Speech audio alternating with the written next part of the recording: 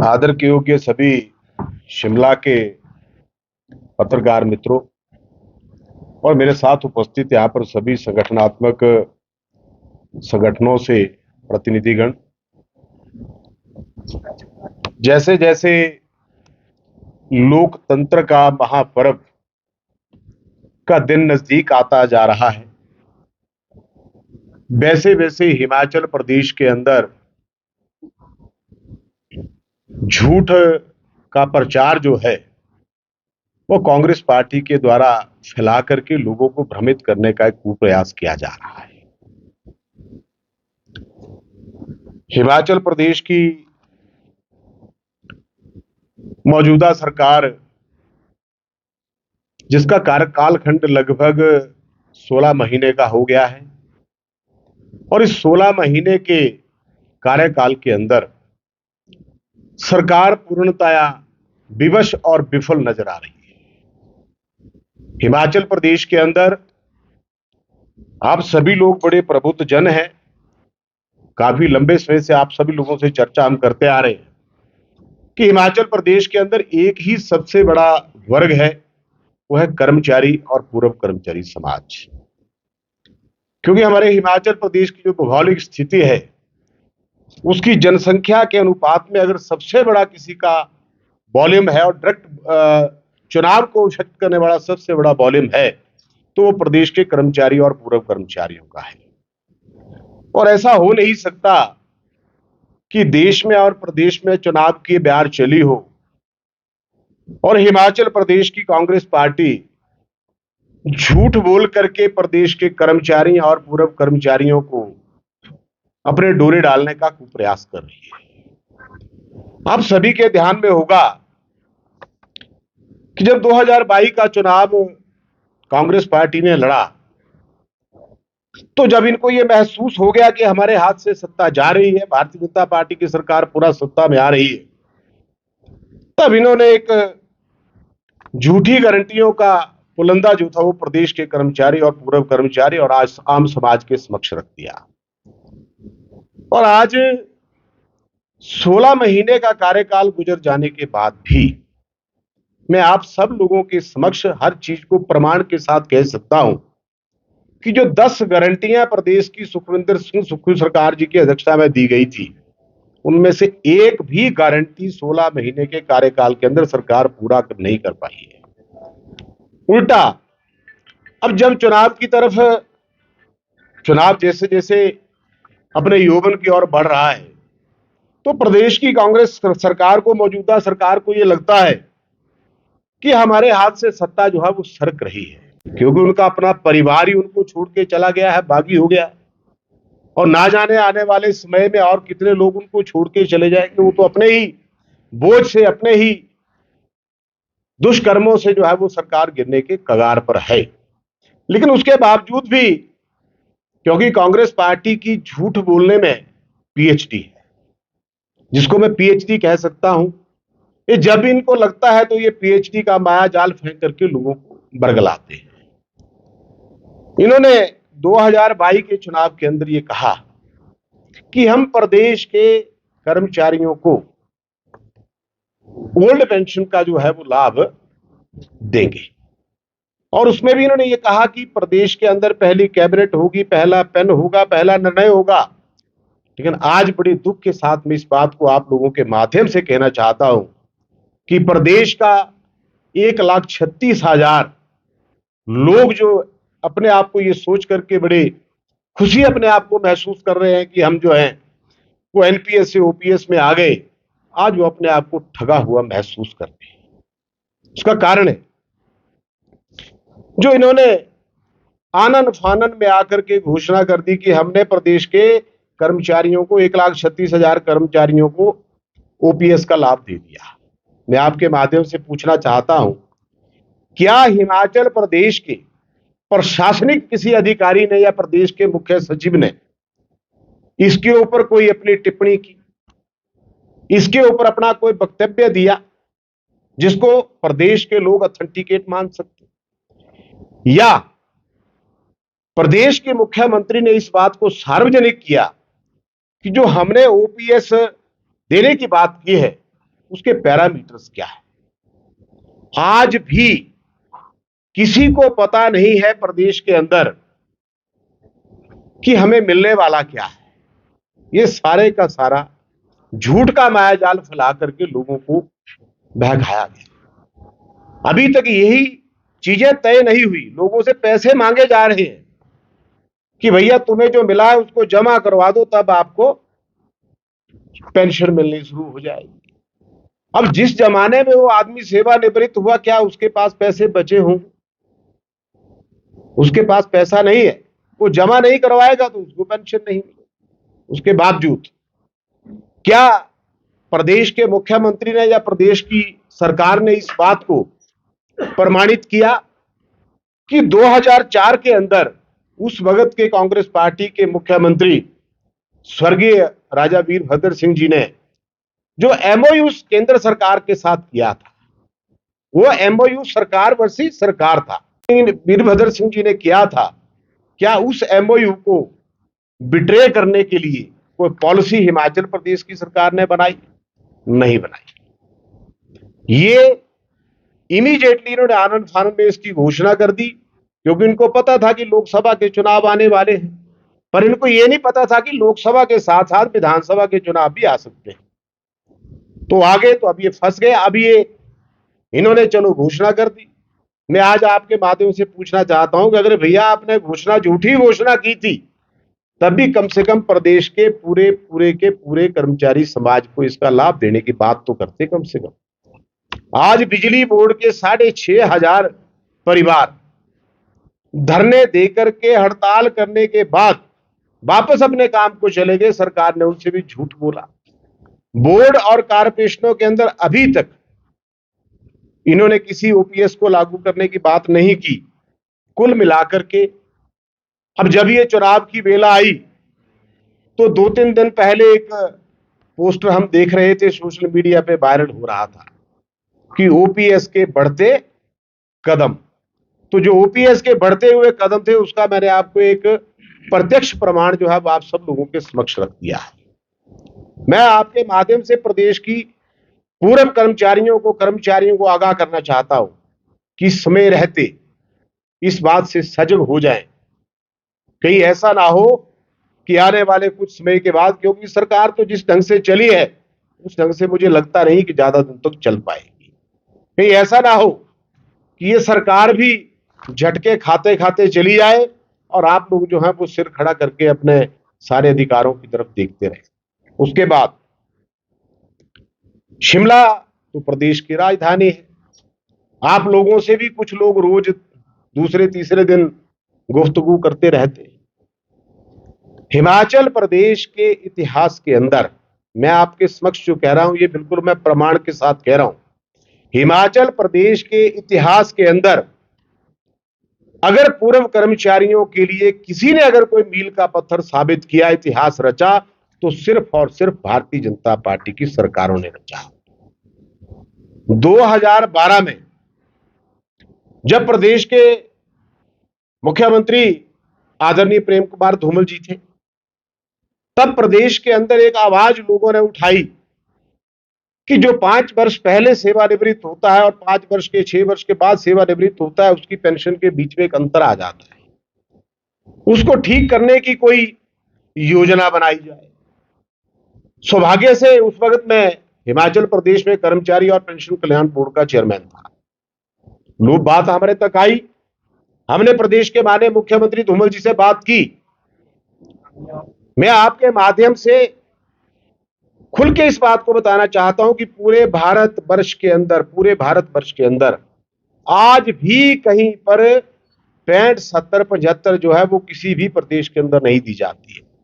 अगर इसकी नींव रखी, इसकी पृष्ठभूमि रखी, तो उस वक्त की सरकार के मुख्यमंत्री आदरणीय प्रेम कुमार धूमल जी ने रखी। 5 वर्ष तक कांग्रेस का शासनकाल रहा, 5 वर्ष तक, और लाखों रुपए मेरे पूर्व कर्मचारियों से इकट्ठे करके पीटर हॉफ में कोई 15, 16, 18 लाख रुपए खर्चा करके मुख्यमंत्री जी को एक भोजन दिया गया। बहुत बड़ी प्रेजेंट्स दी गई। उन्होंने कहा कि राजा वीरभद्र सिंह जी जो कह देते हैं वो पत्थर पे लकीर होती है। ये कांग्रेस की कथनी और करनी बता रहा हूं मैं आपको। वो सरकार 5 वर्ष के बाद चली गई, वो कथनी भी चली गई और वो करनी भी चली गई। प्रदेश के पेंशनर समाज ने, बुजुर्ग समाज ने 18-20 लाख रुपया खर्चा अपनी पेंशन से खर्चा करके उनको 2 रुपए का फायदा सरकार ने नहीं दिया। फिर लोगों को समझ आई, सरकार फिर जयराम ठाकुर जी के नेतृत्व में हिमाचल प्रदेश के अंदर भारतीय जनता पार्टी की बनी। लेकिन दुर्भाग्य से जैसे ही कुछ करने की परिस्थितियां बनी तो इस विश्व को कोरोना की महामारी ने अपनी चपेट में ले लिया। आज प्रदेश के मुख्यमंत्री कह रहे हैं कि प्रदेश आपदा से ग्रस्त है। भाई, प्रदेश आपदा से ग्रस्त नहीं है, प्रदेश आपके दुर्भावना से ग्रस्त है। कल मैं कुल्लू गया था। कुल्लू के अंदर पूर्व कर्मचारियों का बहुत बड़ा सम्मेलन था। तो वहां पर पूर्व कर्मचारियों ने अपनी मांगों के ऊपर चर्चा करने के बजाय ये कहा कि जो यहां पर आपदा के अंदर नुकसान हुआ है, आज दिन तक सरकार ने उसकी भी भरपाई पूरी नहीं की है। वहां भी भेदभाव किया गया है। सरकार आपदाग्रस्त नहीं है। सरकार को हजारों करोड़ रुपया केंद्र सरकार ने दिया। अभी परसों इस देश के यशस्वी प्रधानमंत्री नरेंद्र मोदी जी ने इसका खुलासा मंडी के अंदर किया। हजारों करोड़ रुपए का लाभ जो है वो सरकार को दिया। सरकार ने वो पैसा कहां डाला, इसकी आज दिन तक किसी को कानो कान खबर नहीं है। उल्टा 25,000 करोड़ रुपया कर्जा ले लिया। अभी 16 महीने की सरकार, 25,000 करोड़ का कर्जा। मैं आपके माध्यम से प्रदेश के मुख्यमंत्री और उनकी सरकार से पूछना चाहता हूं कि श्वेत पत्र जारी करें। अगर मन में कोई पाप कपट नहीं है तो श्वेत पत्र जारी करें। प्रदेश की जनता जानना चाहती है, प्रदेश के कर्मचारी, पूर्व कर्मचारी जानना चाहते हैं, क्योंकि उनके अधिकारों के ऊपर सरकार डाका डाल करके बैठी है। उसका खुलासा भी मैं अभी आगे करने वाला हूं। प्रदेश के मुख्यमंत्री बताएं। अभी हम रास्ते में शिमला आ रहे थे, कुल्लू से आए, रास्ते में लगातार जर्नी करके आए तो सड़कों का कई जगहों पे हालत देखी तो उसको देख करके मन में एक ख्याल आया कि जब हम 17 में चुनाव लड़ रहे थे तो एक नारा बहुत बुलंद हुआ था कि वाह रे कांग्रेस पार्टी, तेरे विकास का खेल। सड़कों में गड्ढे, गड्ढों में पानी, ये कांग्रेस के विकास की कहानी। आज भी परिस्थितियां वही है। 25,000 करोड़ रुपया कम नहीं होता इस प्रदेश के। अगर पर व्यक्ति के ऊपर आप इसकी कैलकुलेशन करें तो इस प्रदेश के पर व्यक्ति को इस सरकार ने गिरवी रख दिया है। अपनी मौज मेला पूरा करने के लिए सरकार के पास पैसे की कमी नहीं है। जब सरकार नारा लेकर के आई कि व्यवस्था परिवर्तन के साथ आ रहे हैं, लोग धोखा खा गए। मेरी बहनें भी यहां बैठी हैं, इन्होंने भी धोखा खाया, जनता ने भी धोखा खाया कि 1500, 15 चौके 60, 6,000 हो जाएगा। भाई, अभी तक तो किसी को मिला नहीं। अब फिर जब चुनाव आ गया तो वेलफेयर के दफ्तरों के बाद फिर लाइनें लगवा दी और बहनें बेचारी धूप में खड़ी। मैं इस बात को पूरी गारंटी के साथ कह रहा हूं, पूरी गारंटी के साथ, अब तो ये सरकार चलने वाली है नहीं। अगर चलेगी तभी प्रदेश की बहनों को कुछ मिलने वाला है नहीं। क्यों नहीं है? प्रदेश की महिलाओं की आबादी कितनी है? अगर 1,500 रुपए के हिसाब से आप कैलकुलेट कर लो तो इतना तो हिमाचल प्रदेश का बजट भी नहीं है। जितना पैसा वहां बन रहा है इतना बजट नहीं है हिमाचल प्रदेश का। टोटल बजट की बात मैं कह रहा हूं। अगर इनके नियत में खोट नहीं है तो ये बताएं कि हिमाचल प्रदेश के पूर्व कर्मचारियों और कर्मचारियों की डीए की किस्त के ऊपर क्यों कुंडली मार के बैठे हैं? हमारी 3 किस्तें पेंडिंग हो चुकी है।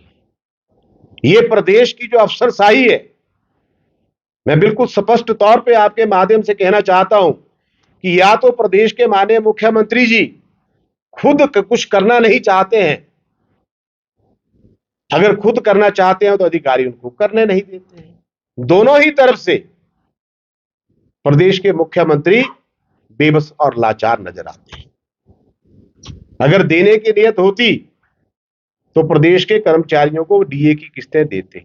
अभी एक किस्त जारी की, जुलाई 2022 की एक किस्त जारी की, और जितना उस किस्त का वॉल्यूम नहीं बनता है प्रदेश के पेंशनर और कर्मचारियों के लिए, उससे ज्यादा तो इन्होंने उसकी एडवर्टीजमेंट के ऊपर ही खर्चा कर दिया। मैं आपके माध्यम से निवेदन करना चाहता हूं केंद्र सरकार से और इस प्रदेश के महामहिम राज्यपाल महोदय जी से कि एसआईटी का गठन करें, एसआईटी का गठन करें और इसकी जांच करवाएं कि 25,000 करोड़ रुपए कर्जा और 1100-1200 करोड़ रुपया कितना केंद्र का आपदा के दौरान आया, हजारों करोड़ रुपया आया, वो गया तो गया कहां? हम नहीं कह रहे, इनकी नीयत का खुलासा तो इनकी सरकार में मंत्री रहे, एमएलए रहे, वही कर रहे हैं। हम कहेंगे तो इल्जाम लगाते हैं। भैया हम तो आपकी ही बात को उठा करके आपको सुना रहे हैं, ठीक है? जो कल तक आपकी सरकार में आपकी पार्टी में थे, उन्होंने दर्जन भर फेर हिस्त लंबी निकाल करके तथ्यों के साथ पत्रकार वार्ता करके प्रस्तुत की है। आज प्रदेश की जनता का मोह जो है वो इस सरकार से भंग हो गया है। दूध का दूध और पानी का पानी हो चुका है। उन्होंने तो ये भी कहा भाई सुधीर जी ने कि अभी ये पहली किस्त है।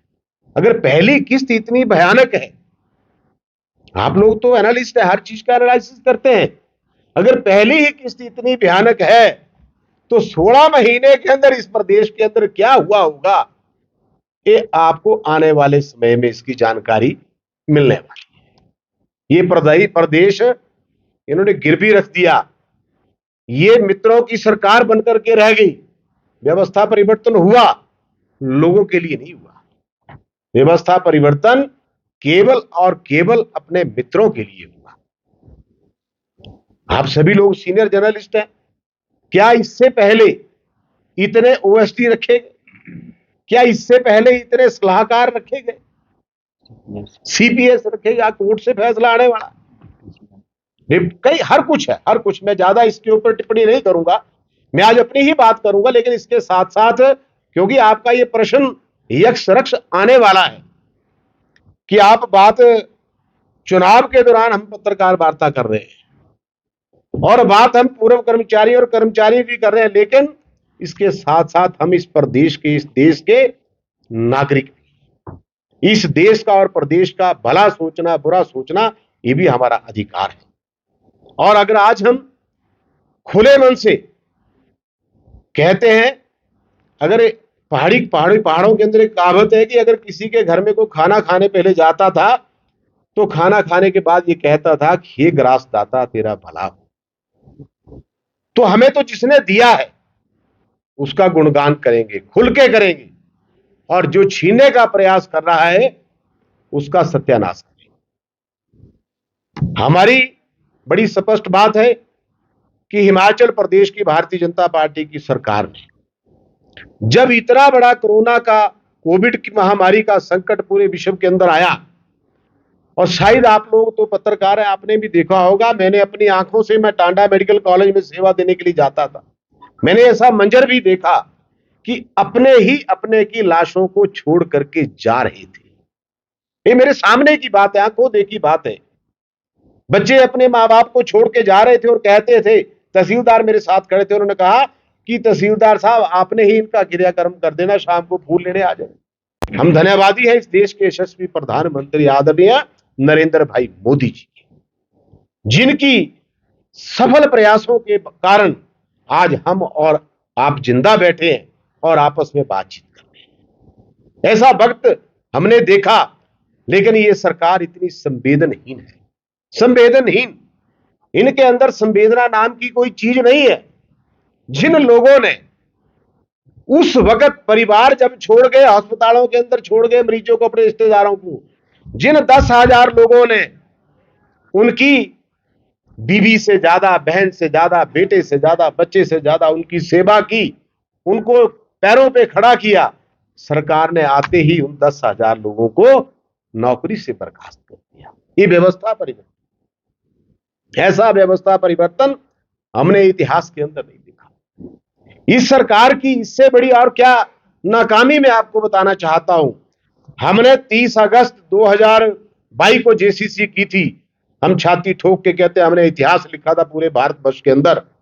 हमने माननीय मुख्यमंत्री जयराम ठाकुर जी को कहा कि नया पे कमीशन आ चुका है और नए पे कमीशन के मात हमारी जो नई पेंशन है उसके साथ 65, 70, 75 को लगाया जाए। हमने करवाया और आदरणीय जयराम ठाकुर जी ने किया और घोषणा ही नहीं की। ठीक 26 दिन के अंदर, क्योंकि कोड ऑफ कंडक्ट लगने वाला था, 26 दिन के अंदर प्रदेश के पूर्व कर्मचारियों के खाते में जेब में 65 और 70 और 75 का लाभ जो था उनके खाते में लेकर के दिया। हम एचआरटीसी की बात को लेकर लड़े, बिजली बोर्ड की बात को लेकर के लड़े, हर चीज को लेकर के लड़े, लेकिन हमें सब कुछ दिया तो हम उनका गुणगान भी करेंगे। हिमाचल प्रदेश का पेंशन समाज कभी नहीं सोच सकता था कि उनकी पेंशन का रिवीजन भी हो सकता है। जो 2016 से पहले के सेवानिवृत्त लोग थे, हमने उनकी पेंशन रिवीजन का प्रबंध किया और उनकी पेंशन के रिवीजन होने के बाद उनकी सभी की सभी सर्विस बुकें एजी ऑफिस में आ गई। इस सरकार की होशियारी देखिए, इनके प्रशासनिक अमले की होशियारी देखिए। इन्होंने एजी ऑफिस को इशारा कर दिया कि भैया आपने इनकी सर्विस बुकों को क्लियर नहीं करना है। नतीजा, हमारे कई लोग, मैं सच कह रहा हूं, आंखों में आंसू आ जाते हैं, हमारे कई लोग अपनी सेवानिवृत्ति के लाभ लिए बगैर ही उस दुनिया को चले गए, इस दुनिया से छोड़ करके भगवान को प्यारे हो गए। ऐसे उदाहरण मेरे पास है। उनको रिटायरमेंट के बाद न गृहस्थी मिली, न लीव एंड कैश मिला, कुछ नहीं मिला उनको, और वो उस पैसे का इंतजार करते करते इस दुनिया से चले गए। ये सरकार की संवेदनहीनता है जो मैं आपके समक्ष रख रहा हूं। भी निम्न स्तर पर जाइए आप, इससे भी निम्न स्तर पर ले जाता हूं मैं सरकार की कार्यप्रणाली को। जब कोई व्यक्ति बीमार होता है, हमारे पूर्व कर्मचारियों को सरकार बीमारी के ऊपर उनको मेडिकल रिम्बर्समेंट का पैसा मिलता है। जब हमारी सरकार थी तो हमने 25 करोड़ रुपया आदरणीय जयराम ठाकुर जी से बात करके आज 25 करोड़ रुपया एक मुश्त दिला करके कोशिश की थी सबके बोझ को कम करने की। इस सरकार ने इस 16 महीने के अंदर हमारे सैकड़ों पूर्व कर्मचारी, मैं स्पेशली कह रहा हूं सैकड़ों पूर्व कर्मचारी अपने इलाज के अभाव में इस दुनिया को छोड़ के चले गए। मैं आपके माध्यम से कहना चाहता हूं कि इतनी संवेदनहीनता अच्छी नहीं। वो जो लोग दुखी होकर के गए हैं उनकी भी बरदुआएं आपको ऊपर से पड़ेगी, बचने वाले नहीं है, ये बचेंगे नहीं। इनके बखियां तो इनके ही लोग उधेड़ देंगे। हम तो थोड़ा थोड़ा बोल रहे हैं, लेकिन वो लोग बहुत ज्यादा बोलने वाले हैं। इसके साथ इन्होंने आज दिन तक हमारे पे कमीशन के एरिया के ऊपर करोड़ों रुपए, हजारों करोड़ रुपया प्रदेश के कर्मचारियों का और पेंशन का बकाया पड़ता है। हमारी सरकार थी, आर्थिक बोझ उस वक्त भी था। हमने मुख्यमंत्री जी से बात की, हमने एक पैरामीटर बनाया कि 2 साल के अंदर 4 किस्तों में जितना भी हजारों करोड़ रुपए का एरियर है उसको प्रदेश के कर्मचारियों और पूर्व कर्मचारियों को दे दिया जाएगा। और उसकी पहली किस्त चुनाव का कोड ऑफ कंडक्ट लगने से पहले प्रदेश के तमाम कर्मचारियों और पूर्व कर्मचारियों के खाते में डालने का काम अगर किसी ने किया तो भारतीय जनता पार्टी ने किया, प्रदेश के मुख्यमंत्री जयराम ठाकुर ने किया। तो अब इस समय में हम इतने कृतघ्न नहीं है।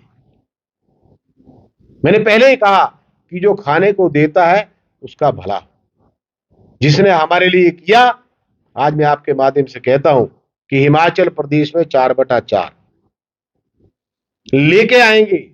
ये जो भ्रांतियां फैलाने का काम कांग्रेस पार्टी कर रही है ये खत्म हो जाएगा। अभी 10-15 दिन पहले हमारा कालीबाड़ी में एक बहुत बड़ा कार्यक्रम था, तो माल रोड पे कुछ लोग पर्चे बांट रहे थे।